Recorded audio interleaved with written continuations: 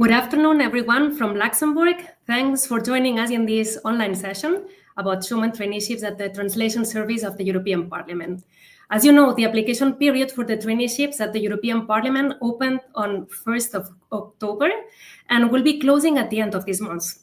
This is why today we are hosting this online session, because we would like to provide you with all the details you need to have to check if you're eligible, to know how to submit a good application, and also to hear from current Schuman trainees about their experience.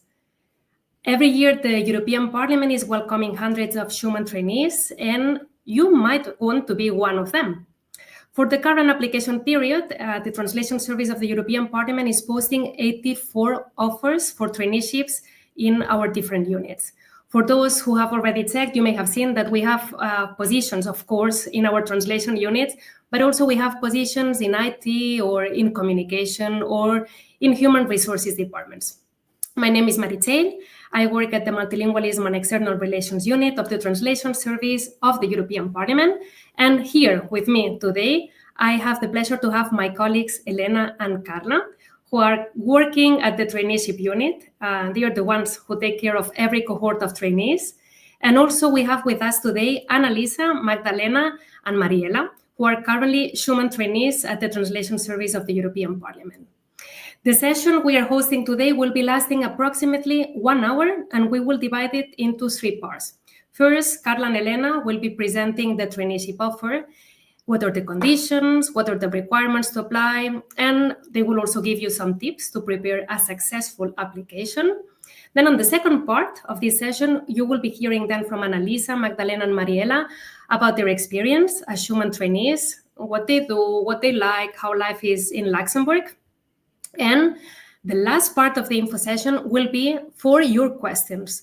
Now you can already use the chat function where you can also write your questions. Some of those we can answer them directly in the chat, but some others we will just answer them live during the last part. So either you write them now or you can write them at the very end of the session.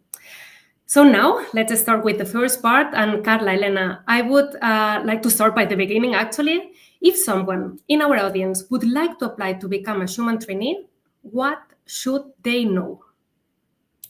So let's start with our presentation, if we may. Of course, so Schuman Traineeships at our, so hello everyone, first of all. Schuman Traineeships at European Parliament's Director General for Translation. Okay, let's switch the page. So what kind of Schuman traineeships do we offer? So we offer translation traineeships, of course, in all 24 official languages of the European Union. But we also have what we call horizontal units. So units and services that are here to support the work of the translation. So we have our unit, for instance, right? It's an example of it, training and traineeships, but we have IT-related traineeships, we have human resources traineeships, but as you can see in the presentation, we have a lot of variety of choices and offers, like terminology, editing, audio, subtitling, and all those. Also very important, clear language, because everything starts with that, right? Next slide, please. So one thing we should keep in mind, what do we expect? But before that, you have to know that we have a 5-month traineeship. We'll speak about it a little bit later. These 5-month traineeships is twice a year, 2 intakes, one in March, another one in October. So a great opportunity for you to learn a little bit more about EP, how we work, who we are in such a multicultural environment, right? So what do we expect? We expect motivated trainees, motivated people, because we are also very motivated colleagues. So we want to work with you and we want you to work with us. People with a great sense of team working, right? It's very important to work in a team. Who come with a lot of what could I say? Willingness to learn, as it said that, curiosity, willingness to learn, flexibility, IT skills, writing skills, and especially for translation units, language skills, of course, because it's normal that for a language unit you have to have some particular aptitudes. So fresh ideas and creativity, But just remember, and you'll see, it's a win-win situation. We'll talk about it later also. But the concept is that one, a win-win situation. You will win because you learn from us. We will win because we learn from you. Next slide, please. So what can we offer if you are training with us? A traineeship is really a unique opportunity to see the European Parliament from the inside and to see how the Parliament daily works in the 24 languages and how through many different actions the European Parliament keeps the idea of multilingualism alive. It's a multilingual environment also that you can work in and contribute to. You will learn a lot of new things that can be important for your future career. We in our Director General, we have a specific program for trainees that we call the Traineeship Academy. And it means that we will also ensure that you have specific trainings and presentations and workshops that you can participate in to broaden your skills. We will also give you the chance to go on study trips to the other places of work. So the European Parliament is present in Brussels, in Luxembourg, and in Strasbourg, and you'll have the opportunity to visit each of these places. You will also have the opportunity to visit other EU institutions as well, the Court of Justice, the European Commission, European Bank, probably. The European Investment Bank, and so on. So that's very much appreciated by our trainees as well. You will be supported by a supervisor or mentor in your unit. There's another program that is called the Buddy program, which is the former trainees who agree to be a buddy, a kind of guide new trainees throughout the traineeship. The trainees organize themselves in a committee. So to organize events, social events and other things outside of the work time. Mm-hmm. And as Carla said before, this is a win-win situation for you and for us, because we have a lot to learn from each other. And now, is the traineeship paid? Yes, it is. Next slide, please. We have traineeship offers in both Luxembourg and Brussels. You can see the location of a specific traineeship post in the offer when you apply. So you have to check that carefully. As you can see, the amount of the traineeships grant that you receive every month is the same. At the moment, it's 1,667 euros a month.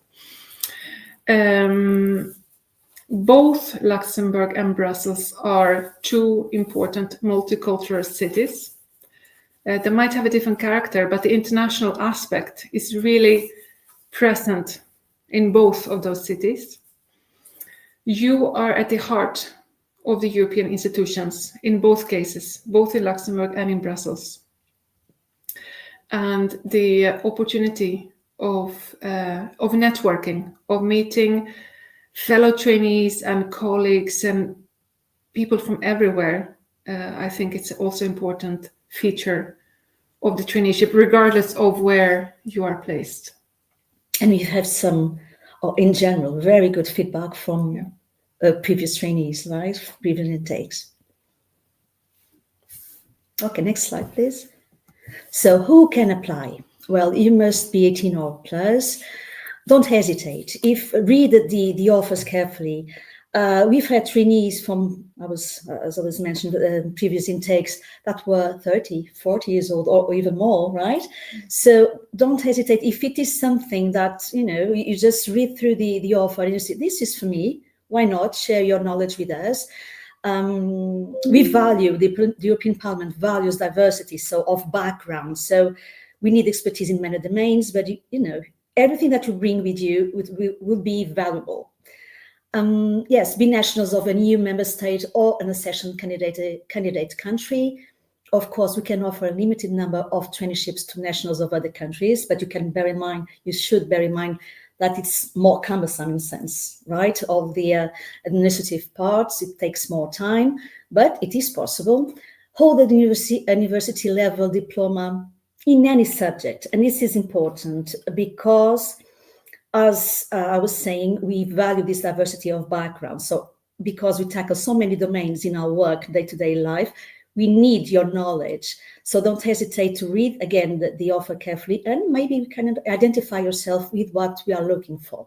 So have a perfect command of one of the official EU languages and a thorough knowledge of one or two other EU languages. Again, check the conditions, because if you're going to apply for a linguistic traineeship, so it is normal that you have to learn the languages. So not have worked for more than 2 consecutive months within a EU institution or body, and not have carried out a study visit in the Secretariat of the European Parliament 6 months prior to the beginning of the traineeship.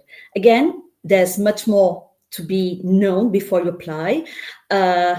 Go through the conditions, go through the rules. In the end of the internet page, you'll find frequently asked questions, for instance, the internal rules, everything is there. So even the questions that you are going to ask now, you'll see that many of these, the answers are already there. Next slide, please. So when to apply? Very important that the applications are open the whole month of October for the spring session. So that's 1st of March to 31st of July. Advice from me, from us, is not to wait for the last day to apply. It's open until the 31st of October, but don't wait until the last minute, just in case. It takes some time to complete an application. So just to be better prepared and have time to make your choices, and what you are going to put, write your motivation letter and so on. Don't wait until the last minute. There will be a new opportunity in May, because then the applications for the next autumn session, so October to February next year, will open in May. But right now it's about the spring session. If you just Google or search on the internet traineeships in the European Parliament, you will find the site where you can apply on our website. And as Carla just said, just read the offers that are there very carefully to see which one is more interesting for you, that would fit your profile better. And in each offer, it will say kind of what the unit expects and what you need to submit. For example, you will need to also provide a motivation letter. Check carefully in which language that motivation letter should be drafted.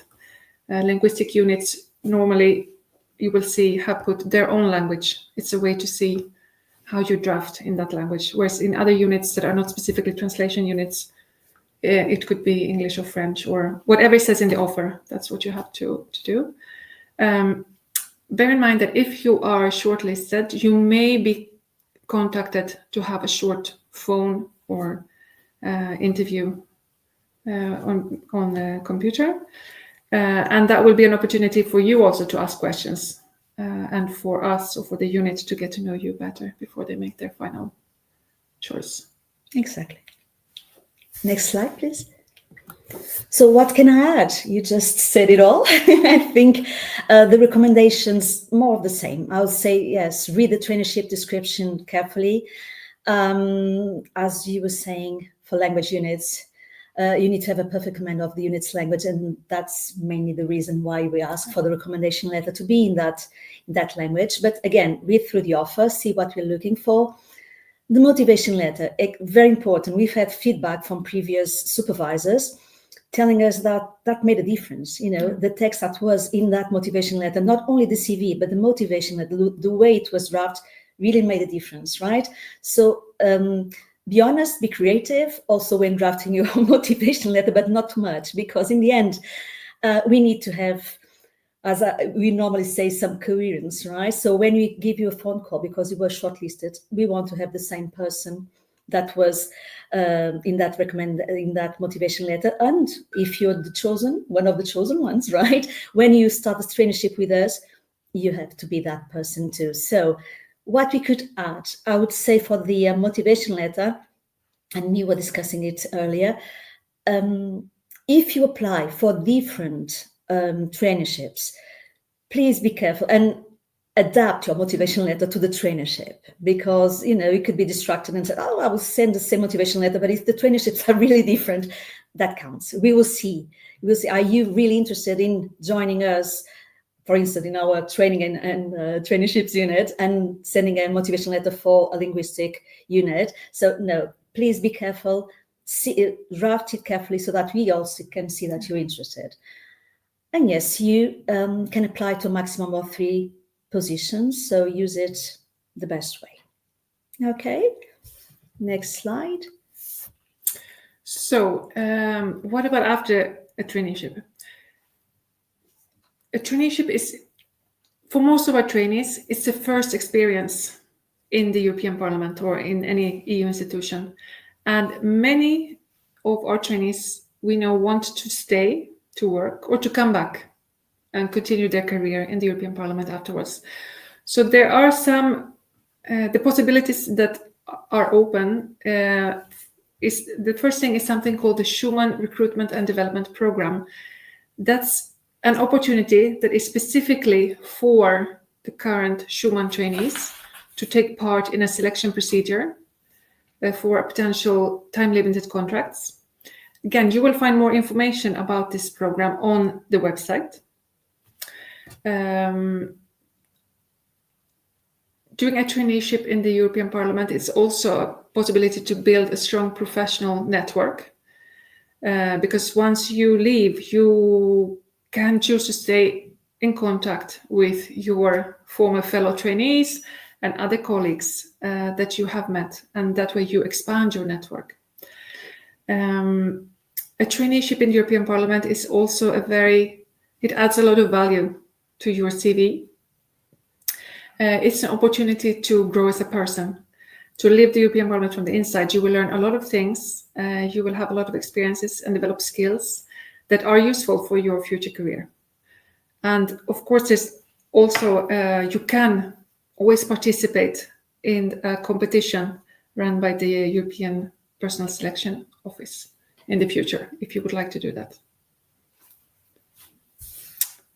Next slide. So maybe Maricel, you want to take? Maybe just to mention here that in case that you have any questions, of course, first of all, thanks Carla and Elena for being so clear about everything. They are the people, as I said, dealing with our trainees in DG TRAD, which is the translation service of the European Parliament. But if you would have further questions, the best would be to address the trainee outreach and recruitment unit with this email address, so that they can answer any specific questions about if the diploma would be valid, if it was, I got it 2 months ago, or the criminal records, when should they be validated, or from which countries, or my nationality. So if you have very specific questions, please address our colleagues at the trainee outreach and recruitment unit so that they can answer those. Although most of the information would be also online in the website that you find in JESMAX, so that would be also a possibility.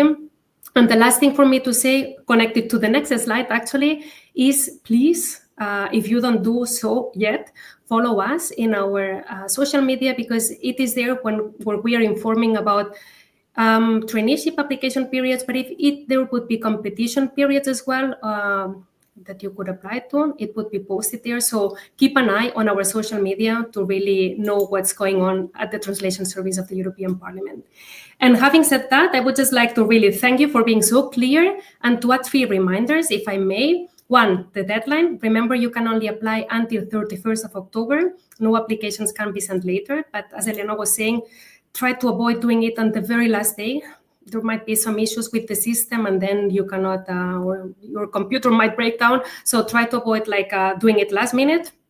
Remember, we are the translation service as well, and many of our offers, of course, have to do with translation, and they are at the translation units. But also keep an eye, because we have offers at IT services, human resources, planning, etc. And read also what are the requirements, so as to make sure that you match them.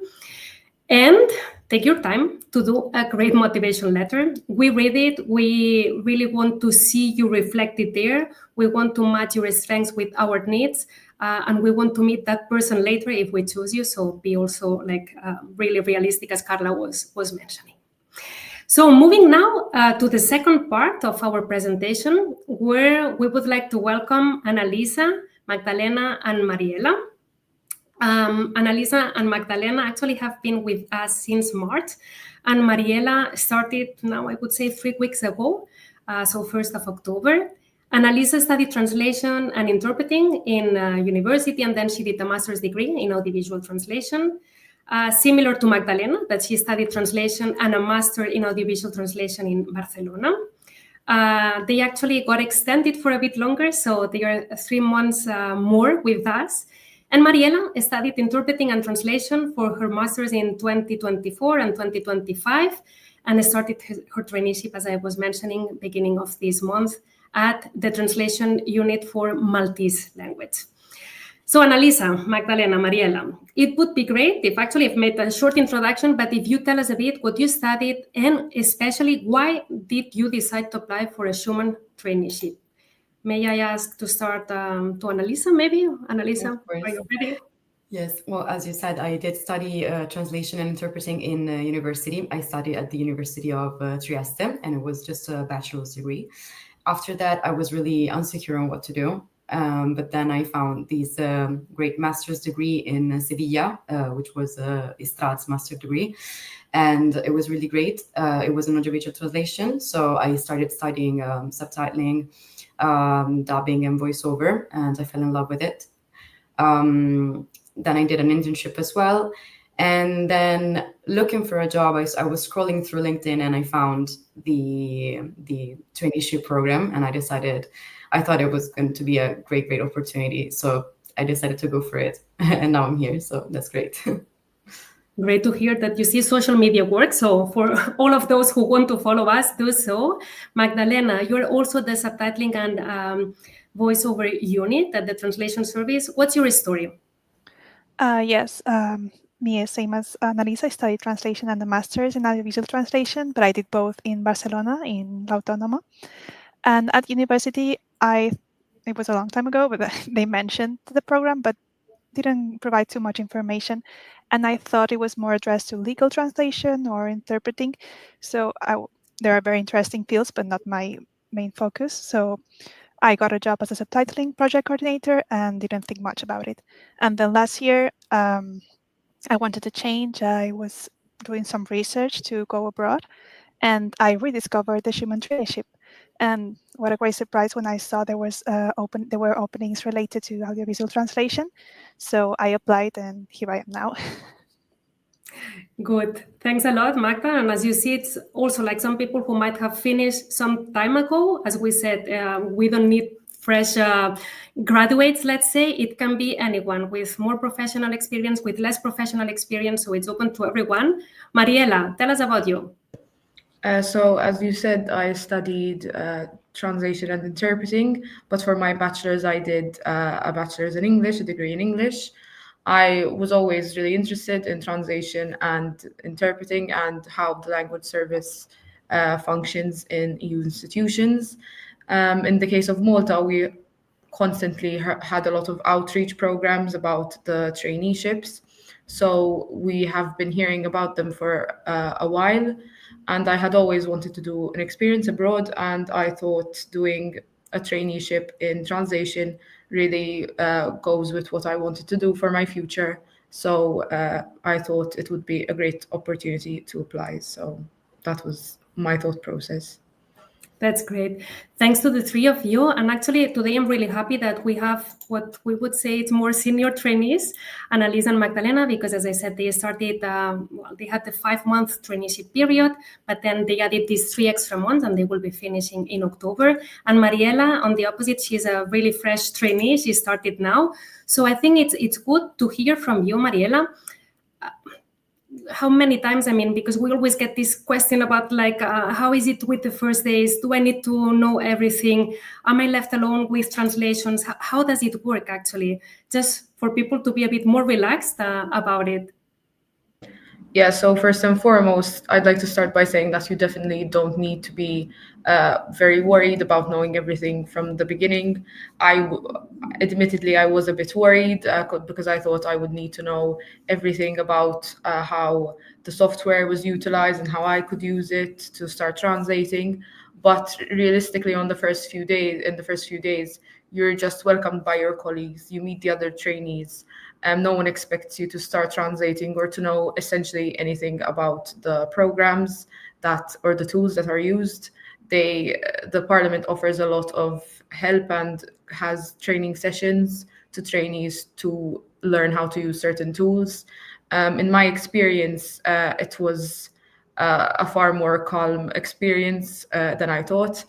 So, for example, my colleagues welcomed me and my fellow trainee really well, and our supervisor took her time to explain everything, whether it was the tools and how to take leave, even stuff that's really you wouldn't think about. She took her time to explain it. And we also had mentoring sessions from other colleagues about how the parliament itself was organized, even on a lawmaking basis. So it was also very interesting. So essentially, I don't think you should be overwhelmed, at least from my experience. I get that it is a bit of an overwhelming experience in itself, but you don't need to know everything from day one. You learn as you go along, which is a really good thing. Thanks for sharing the message, actually, Mariela, because I think it's really important for people to have this feeling that they come to learn as well. And this means that, of course, I mean, it would be the same as if you get a new job. During the first weeks, you are not fully operational. You need to get to know the tools. You need to know how things are done in that specific place. So this is why we take the time to really train our trainees. And as I said, it's really an important asset for the European Parliament. So it's really important that trainees get the knowledge. Now, Annalisa, Magdalena, you've been, as I said, for already 8 months. I'm doing right the maths, right? What are the tasks that you have been doing? And maybe you can share with us also one of the tasks that you have liked the most. Yeah, I will start presenting a bit what our unit does. So in the subtitling unit, we localize audiovisual content for many purposes. We get internal videos to illustrate like procedures for workers. We also have like citizens initiatives, like videos for Europe Day, like short videos to spread the work of the parliament. Then we have communications like speeches from MEPs or the President Metsola herself. And then also like longer projects like interviews or historical documentaries on European topics or important figures. And I think what both Annalisa and me were more excited about was the chance to work on the Lux Audience Awards. They are very long projects, very challenging, but excited. So then our unit is divided into groups, the core team who manage the projects and the language professionals who work in their language to localize the content. And we all work together to provide the translation into the 24 languages. And Annalisa and I are part of the core team, and she will tell you now more about our tasks. Yeah, so although we are in the Directorate for Translation, our specific team does not translate. So we are part of the core team, which is part of the subtitling and voiceover unit. And as Magdalena said, there are language teams who translate, but we don't. We actually take care of the technical side of the subtitles. So our main tasks is what we call technical reviews. That is, we check the technical side of the subtitles after the translators have translated them. So each language has guidelines that need to be followed, and our job is to make sure that the translators have actually followed those guidelines. We send queries when we do the checks to the translators, and the file actually goes back and forth between us and the translators until we think it looks good. Sometimes we are also given tasks to template the video, which is the basis from which the translators will then translate the video into their own languages. And we have guidelines for that too. So these are our main tasks, mainly. Great. You mentioned, Magdalena, I think the Lux Audience Award as one of your favorite tasks. I don't know if it's the same for Annalisa, but can you tell us a bit what this is about? Well, Magda, if you want to start off. Yeah, so each year there are 5 movies that are nominated for the Lux Audience Award. That's a prize provided by the organized by the European Parliament, and there usually are European films or share European values. And this year they just have been announced. So they look very interesting. So I encourage you to check them. And this year, one thing that's very challenging for us, but I think it's a great initiative, is that the subtitles are SDH for all languages. So they are more inclusive. So Yes. if I may, Magdalena, what is SDH? It's it's subtitling for the deaf and hard of hearing to make everything more accessible. Yeah, that's it. Great. Annalisa, is it the same for you, that it was one of your favorite tasks, or do you have some other responsibility that you enjoyed particularly? I think I enjoyed I enjoyed the job in general. I think I just like what we do in general. But this is the biggest project that we've worked on. It's been going on for months now, and it will be going on for many more months. And it's just rewarding to see the results of that, especially for such a great mission as to make it accessible to hard of hearing people as well. So yeah, it's just really fulfilling once you see your job on screen, actually. That's nice. I wanted to ask you about something that was mentioned also by Carla and Elena. They mentioned there is a social committee also for trainees. So it means that you are not only working, but after your working hours, you also do many things. And even some of those are within working hours, I think, the language classes, if I may introduce them already. So what is it that you do with the other trainees? What does the social committee do? Is it like a second Erasmus? Actually, yes. I mean, many people say that, and it's just a nice way to say that you find many people to connect from many different nationalities. The trainees are very encouraged to organize events among themselves in the parliament and outside. So in the parliament, among trainees, we organize different workshops. Mainly, we had language workshops that can be like a fun way to learn specific or fun things about a language that you may not know, or you may know like not really good. But also, for example, one of the girls in our batch of trainees, she organized a crochet workshop, which was actually a really good initiative. Like you can be creative with that.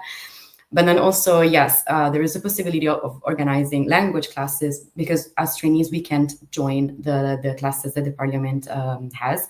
But thanks to our elected coordinators, every batch of trainees has elections to elect coordinators for different things. Our coordinators were able to organize a system where we could volunteer and teach classes for people who were interested in learning them. I, for example, joined the French classes, and I can say it was really, really good. Like, it was awesome. It was really useful for my French as well. And apart from that, the event coordinator, which is one of the people who we elect as trainees, she would organize parties and get-togethers after work hours. And also our career coordinators, she organized an aperitivo with the former trainees who are still inside of the institutions after the traineeship, or they're not in the institutions anymore, but they found jobs elsewhere. So yes, events like this, they're really encouraged because they are great ways to connect to people and learn something new. Yeah, and also, and all of that also, they created events to join other trainees from other institutions, so you can also connect and get to know them. And this is on top of all the trainings and events that the Carla and Elena have talked about, so you will not be bored.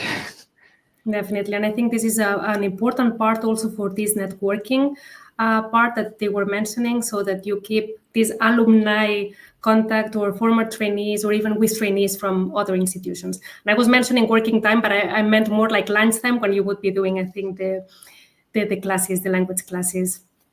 Well, also to mention that most of our traineeships are in Luxembourg for the translation service, because this is where we have the headquarters of the translation services of the parliament.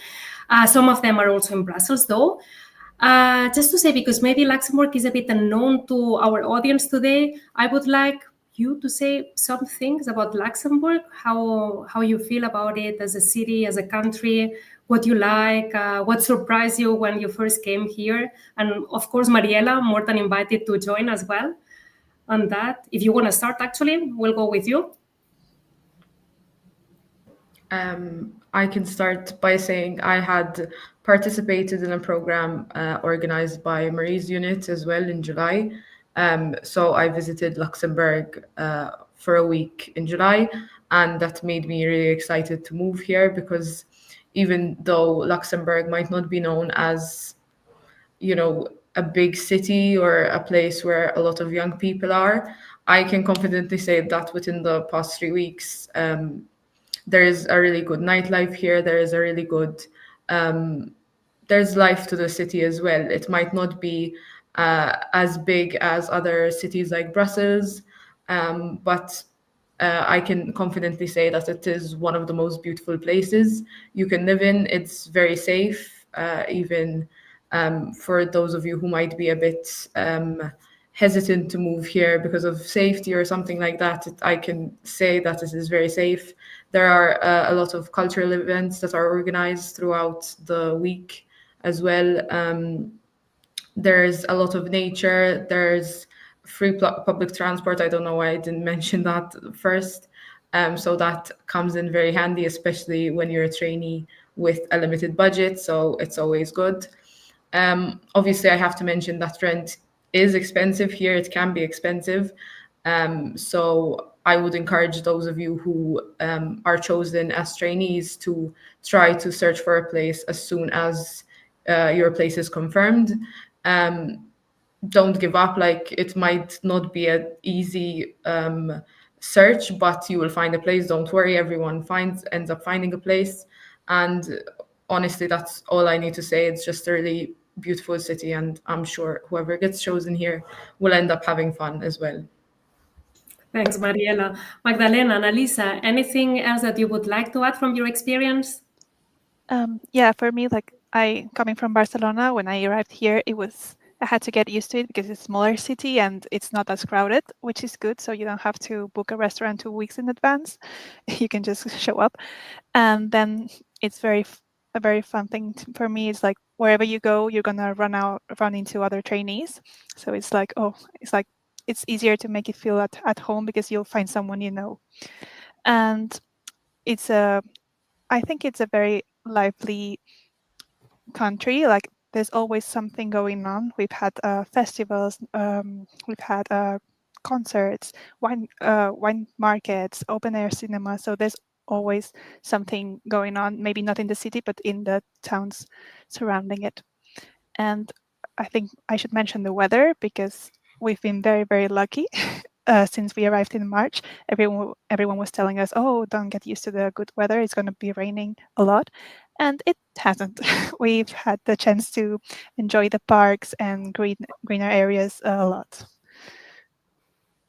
That is But true. this doesn't come with the traineeship, I must say. We cannot ensure that. I'm sorry to For say. us, we've been very, very lucky. Definitely. Annalisa, what are your thoughts about the city? We did get lucky. I was scared about the weather from what people told me. And it is starting to get a bit worse now, but, still not as bad as I thought. I also wasn't expecting such a big, eventful city when I first came, being so small. I'm more comfortable in smaller cities, so I like that. But I was shocked by how many things there are going on here every weekend. There's also like pages on Instagram that sponsorize events, and they are all over the place in the city and outside, as Magda said. And it's also like really easy to go outside of Luxembourg because of free transport, which is crazy for me. So I think it's a great place to live. I fell in love with it, honestly.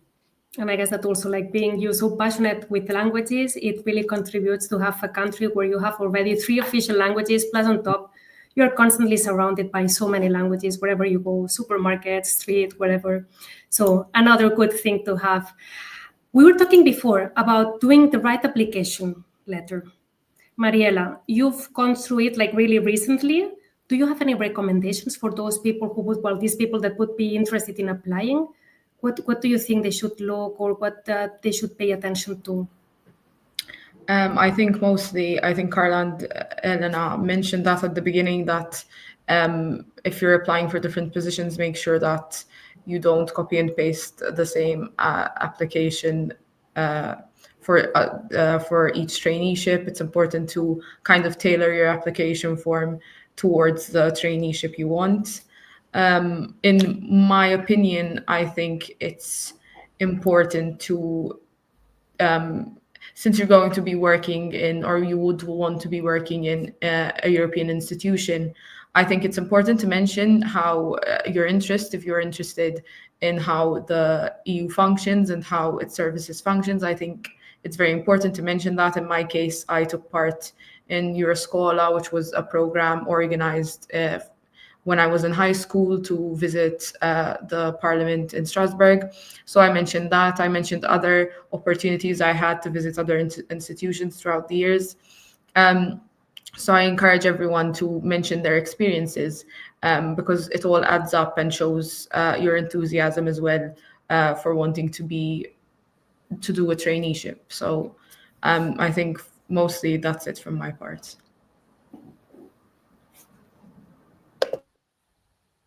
Sorry that I was muted. Thanks, Mariela. I wanted to ask you as well, like, especially now, Annalisa, Magdalena, you are finishing or you're about to finish. How do you think this traineeship will be impacting your career?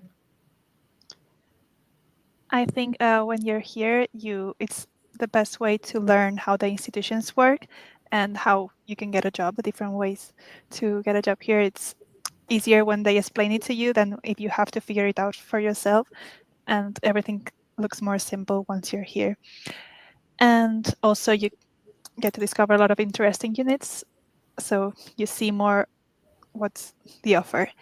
And I would like to add that even if you come here and you don't see yourself in the institutions, I think it's a great opportunity for networking with your fellow trainees, because you never know, knowing that person or the other one, which doors can that open.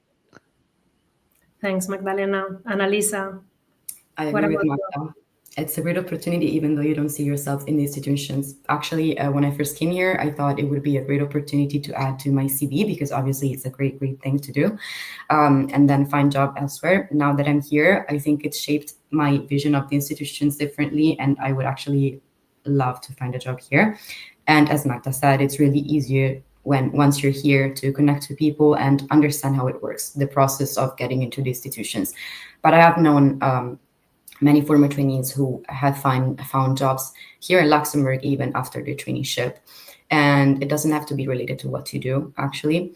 And I would like to add that, for example, I had no connection to the institutions at all before I came here, so that's not necessary to have like a lot of experience. I know people who, I mean, me first, myself, I never had a job before I came here, so it's a good opportunity for everyone. And once you're here, you understand whether you like it or not, and you understand how much easier it is once you are in a multicultural environment to connect and find your right path. Thanks, Annalisa, for mentioning that, because it's true that some people might be thinking this is only open for specific people, for certain people, or if you have connections. No, Schuman Traineeships are open for everyone, so any person could be applying for it. It's just about the fact that you are chosen or not depends on your motivation letter, your CV, and the needs of the units. But definitely a good point to mention. Mariela, what about you? I mean, for you, it's just the start, but how do you think it's going to be like impacting you? From what I've heard from other trainees, former trainees, and from colleagues as well in my unit, they say that the traineeship is a good opportunity to put like one foot in the door. So people that work in the institutions get to know you, and you get to know the institutions yourself to see if it's something you would want to do in the future or not. It doesn't necessarily, like the others have said, mean that you will get a job at the end of it, but it's definitely, it doesn't only look good on your CV. I think even as a personal experience, I think working with other people from different countries, meeting people from different countries, working on important legislation, for example, or important films, it's all part of it. It doesn't necessarily have to be like something that you would want to do in the future. You might not decide to do it, but I think at the end of the traineeship, even from a month here, I already know how beneficial of an experience this is going to be for me. So I hope it's the same for those who apply as well. Thanks a million to the three of you. It's been really helpful, I'm sure, and useful for people listening to us. And I would like to bring back again Carla and Elena to the stage, because now we have time for the questions of the audience, and we would like to start immediately, as we have quite some. So we have a first one mentioning, if there are two identical positions, post A and post B, should I apply for both? And I see we're having some issues with our colleagues from Traineeship Unit. Really? So I might start by answering this one. Yeah, definitely. I mean, you have a maximum of 3 positions that you can apply for. And if, for instance, I'm making it up now, but in the Italian translation unit, there are post A and post B, you can definitely apply for both to show your interest in both. They might be exactly the same, or sometimes they might have a slight variation, but you can definitely apply for both. That would not be an issue. When I apply, how long does it take until, and now we have Carla and Elena with us, good to see you. When I apply, how long does it take until I receive a feedback that is that I've been accepted or I've been rejected? Well, rejected, I wouldn't say that we receive the feedback in that sense, but that you are going to be recruited, or the whole procedure, well, towards December, January, right? Then again, it will be not, we'll see if you will be chosen. It will be not our unit dealing with it, but we cooperate with the DG personnel, then the Director General for Personnel, who is going to do all the administrative part. Yes, towards the end of the year, beginning of next year. Okay, great. I would like to know if Schuman Traineeship offers opportunities for interpreters. Maybe this is not really for us because we are the translation service, but just to say that the interpretation service offers traineeships that have to do more with administration, communication, but not interpretation, as it would be the case for translators, where you are actually at the translation unit. Age question, I think you mentioned it, but it's good as a reminder. I would like to know if there is an age limit. There's no age limit. I mean, as long as you're over 18. Exactly. So below, but not above. As mentioned, we've got trainees that were in their 50s. So everyone is welcome. I read that the start of the traineeship can be postponed a month. Can you confirm this? Or is it depending on specific requirements? We can confirm this. It depends of the situation, of the request. So each case is a case. Then we'll need. We are the coordinators. I'm sorry. We are the coordinators in DG TRAD, and we work closely with our colleagues from the Director General for Personnel. So we speak with them, try to explain the situation, because normally we'll get an email from the candidate saying I cannot start for a given reason, which then will be analyzed by us, by them, and also by the supervisor. So the unit in charge, the unit that will recruit that trainee, has also to agree on it, and it's a teamwork, as I was saying previously. So we need to assess that, yes, but it could be a possibility. But just remember that we organize, as Elena was explaining, we have the Traineeship Academy. So we have a lot of activities prepared for you I already addressed myself to you as future trainees, so prepared for future trainees, and that should start either in October and in March, right? So you will be missing part of it, probably. Now we don't hear Marichel. What about accommodation? Is it provided during the traineeship? No, it is not provided. The traineeships office in the Directorate General of Personnel, they provide future trainees with a lot of information, what they call a welcome pack. And there could be some advice relates to accommodation, but it's up to each trainee to find their own accommodation. And this is to be paid also with the grant that trainees receive. So it's not that there is any extra money for it, but it would be part of the grant. What we recommend also to future trainees is to get in touch with their future supervisor also, to discuss a little bit, to see, to share with us. I'm also a supervisor, so is there an issue, something that I could help with, And the buddy system also helps them, to exchange information with previous trainees, right? So who knows? Sometimes, so those previous trainees are leaving their apartment or room they're renting. Maybe they know, they could share that information with the next trainee. They'll get in touch normally. Exactly. And I think, as Mariela was saying, it might be hard to find something, but you always end up finding something. Yes. So it's always like how many people you contact to really try to find what you want or need. Can we participate remotely, or do we have to be on site all the time?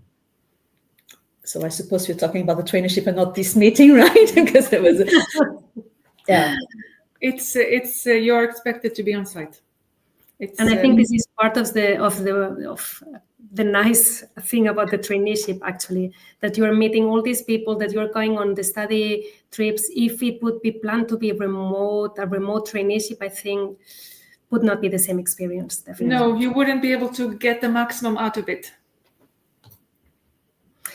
We have a next question. I have completed my degree, but I don't have my university diploma yet. Can I apply with my proof of payment for the diploma?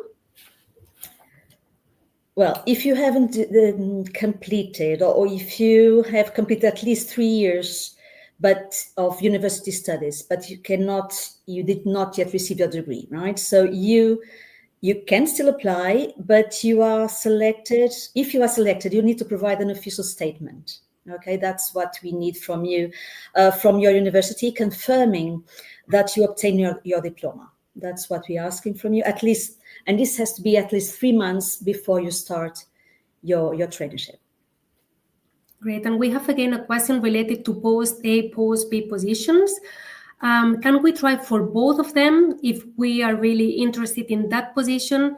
If that's the case, do you suggest to apply for the same position in 2 out of the 3 possibilities that they have? And tips for a motivation letter. They should address it to someone specifically. Yeah. Right, as you said before, I think, Marcia, it's up to you as a candidate to decide. You have 3 possibilities to apply. You can, if you're really interested in that post, even if it's identical, you can apply for both. It's up to you. Remember that it's the unit each unit make their own selection.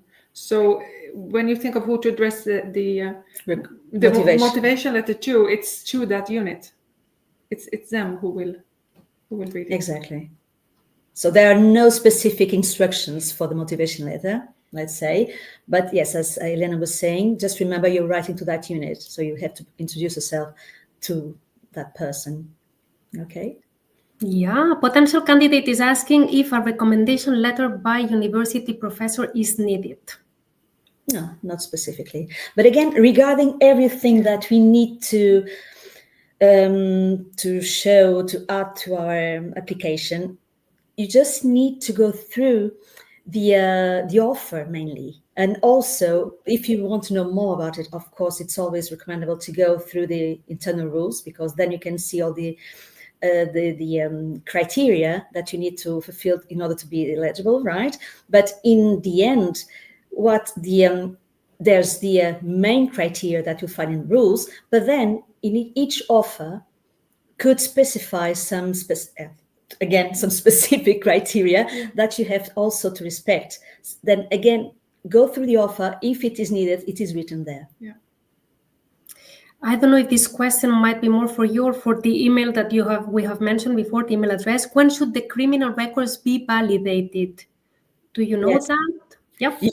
You're right. It's more for the other part. Yeah. But again, if you go through the all the documents that you can find on the internet, there's in the frequently asked questions, question 13, when should I send my supporting documents, right? And you see that if not specified differently in the traineeship offer, again, go through the offer, see what we're asking for. There is no need to submit the documents proving your eligibility. when you send your application. So you only need to submit these documents if you are pre-selected. So this already gives you an idea of what you should join to your application or not. Should you need more information, again, as you said, the Director General for Personnel will go into more detail because it's the administrative part. But apart from that, you get already a lot of answers by checking the frequently asked questions and internal rules. Great. Someone asking if the person is not selected for the traineeship in the spring, can they apply again for the one in October? Absolutely. I think it's not uncommon that the trainees have, applied several times. They maybe were not successful the first or the second time, and they try again. It's absolutely no problem. And maybe even one of our trainees would like to share that experience if they... No. I don't know if they applied many times or if it was at the first one that they were selected, but definitely you can do so. It's not that there is any blacklist. It's not that, How was it for you, Magdalena, Annalisa, Mariela? Was it the first time that you were applying? For me, yes, it was the first time, and I applied to 3 different units. There were different profiles for the same, but I applied to 3 different units. For me, it was the first time as well, and I applied twice to the SVO unit and one to another job. Okay, Mariela? I had applied last year to the same position, but then last year I ended up doing a diploma in translation, so kind of postponed the traineeship and applied again this year and got in. So. Okay. So actually you were quite lucky, I would say, because it's true that we have some trainees that might have been applying for 2, 3 times. And it's always just to say that the fact that you are not selected, it doesn't mean that you were not good. It means that there was somebody better than you on that occasion, but maybe next time you will be the best one, as it was the case for the 3 trainees who are with us today. Thank you for the presentation. I have a C1 in English, but I don't have an exam certification. Is this something that prevents me from being elected? Well, again, no, right? You just go through the eligibility criteria that you have to respect. Again, job offer, in a sense, it's a job offer, right? The traineeship offer, and see what is stated there. You will see that in internal rules, it is written that candidates must fulfill other criteria apart from the eligibility criteria that is examined by our colleagues in the Director General for Personnel, right? The address, the email that you joined in the presentation. But there's other criteria. Candidates must fulfill other criteria defined in the task description for each traineeship position. So these are the educational, professional, linguistic, IT, and character requirements necessary for each traineeship position. Of course, if you are shortlisted and if you're lucky and you are shortlisted and you get a phone call from your future supervisor, potential future supervisor again, right? It's not said that you're going to be recruited. It's just because there's this first contact, right? It is natural, it will be normal if the supervisor asks you questions regarding your certificates or your abilities in certain languages, because it depends on the requirements for that particular traineeship offer, right? And it's also your chance to ask your questions. So don't be afraid if you get that. It will be a good thing, right? If you get that phone call to say, listen, I saw your application, I'd like to see this and that. Also, seize the occasion to ask your questions. So this kind of question, you could also discuss it with the person who will call you. Okay. Good. Is there an educational background in translation interpretation a requirement to apply for the traineeships? No, I mean, we have many different profiles. So depending on your actual educational background, maybe something else is more suitable to you in HR, for example, or in communication or IT. You wouldn't necessarily need to have an educational background in translation. Exactly. But again, read the offer. Yes. Right?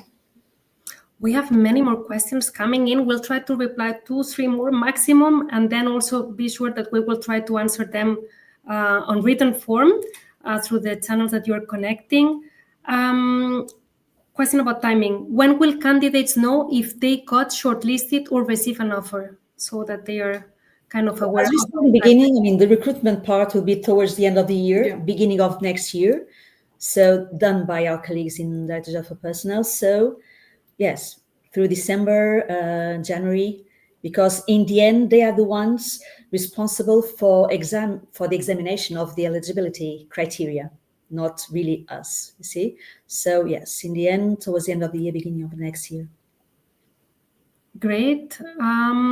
Question again about thorough knowledge of languages, of one of the official EU languages. Would you say that this is B2 or C1 when we talk about the level of knowledge? I guess it will depend whether you are applying for a linguistic unit or not, right? But then again, you will see in the offer the kind of requirements we are asking.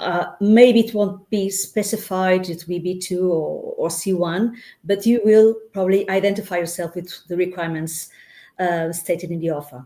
If ever there's more questions regarding languages, please don't hesitate to reach out to us, right?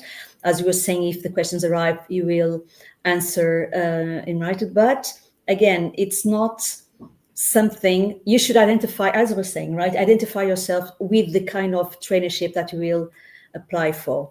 And don't be afraid just because you believe that maybe this level is not good or not. It will become something that the future supervisor will assess in a certain way. And when you get that phone call, it's also the opportunity to exchange with him about it. Great. I think I would finish here the questions from our audience, but I would like to bring back again to the stage Annalisa, Magdalena, and Mariela.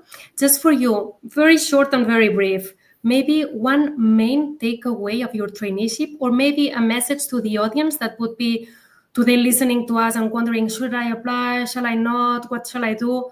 What would you like to tell them? And let's start alphabetically, in alphabetical order, maybe. Annalisa? I would just say, if you are considering applying for a Schuman Traineeship, just do it. I mean, just apply it. Then maybe you can think about it later. But I think it's a good opportunity for everyone on every level. It's a good opportunity, job speaking, job-wise speaking, for opportunities, but also like personally speaking. It's an opportunity to grow and to connect and to get to know more cultures, more different environment. I think I learned so much from this traineeship. I think it's really worth to do it. Thanks, Annalisa. Let's move to Magdalena. For me, what I would like to say is something that was told to me when I was in high school, like when the universities came to talk to us, like we were excited but scared of the change and the institution of university. And I think this applies to the parliament too, is like the university, or in this case, the parliament, is made out of people. So everyone I talk to is very nice, very open, very willing to help out and to teach you. So don't let the image hold you back, and just be yourself and try and ask. Thanks also, Magda. Mariela. Yes, I agree with what Magdalena said. I mean, it might seem a bit overwhelming that you might consider working at a new institution, but you're going to work with people, real people who will be willing to help you and every step of the way. So and don't give up even when you find maybe some difficulties. It's even from my 3 weeks to a month that I've been here, I can tell that this was the best decision I could have ever made, for many reasons. So I'm sure that if you all apply, hopefully you would all feel the same way. Very happy to hear these positive messages. And I would like to really thank all of you for being today here, for being so clear, for being so encouraging to our audience. Just remember, you have until the 31st of October to apply. And also our video will be also, if you want to rewatch it, it will be online until the 31st of October. We will be replying to your answers because unfortunately we have run out of time today, but thanking you as well for being part of today's online info session. And we wish you the best of luck with your application to the Schuman Traineeship for the Translation Service of the European Parliament. Have a good day, everyone. Thanks.